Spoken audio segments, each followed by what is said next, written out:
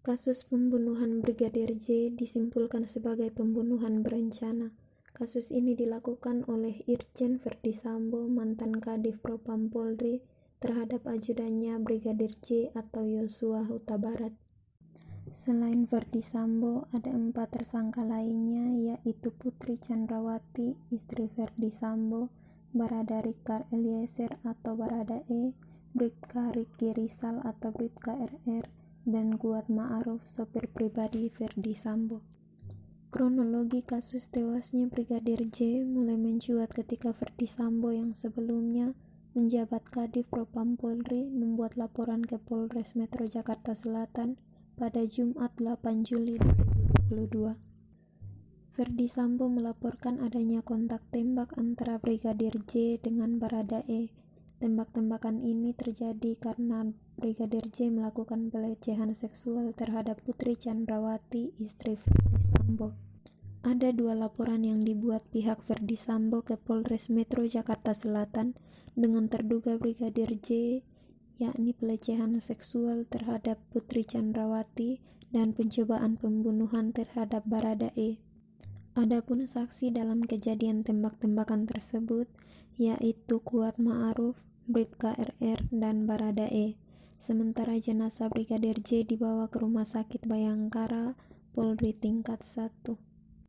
Lalu pada Senin 11 Juli 2022, Karopenmas Divisi Humas Polri Brigjen Ahmad Ramadan melakukan konferensi pers terkait dengan peristiwa meninggalnya Brigadir J. Materinya berasal dari Divisi Propam yang sudah direkayasa.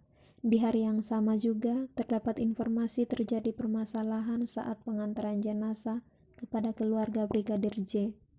Sering berjalannya waktu dan desakan publik yang curiga adanya rekayasa di kasus tewasnya Brigadir J, pada 12 Juli 2022, Kapolri membentuk tim khusus Polri berdasarkan SPRIN menurut nomor SPRIN /8-7-HUK.12.1/2022.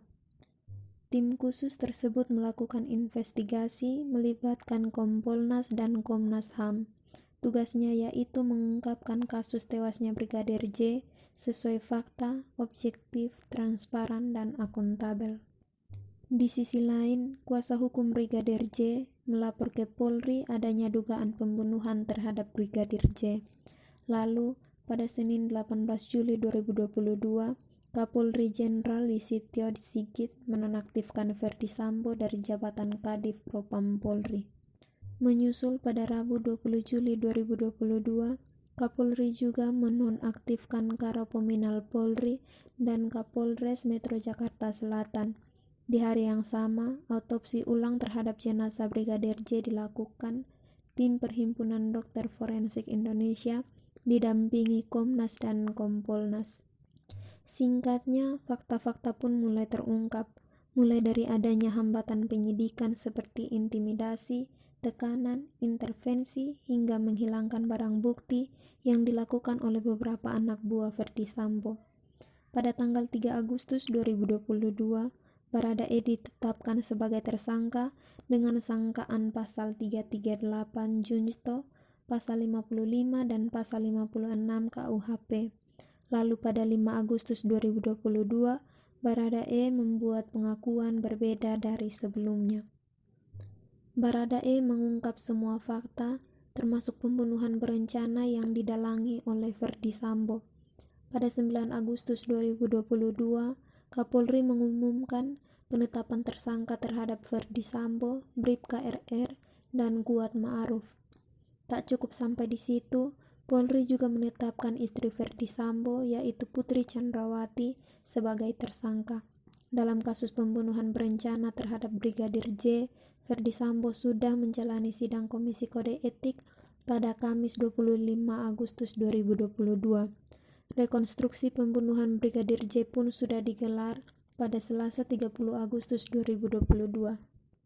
Saat ini proses hukum Verdi Sambo atas pembunuhan berencana terhadap Brigadir E masih berlangsung.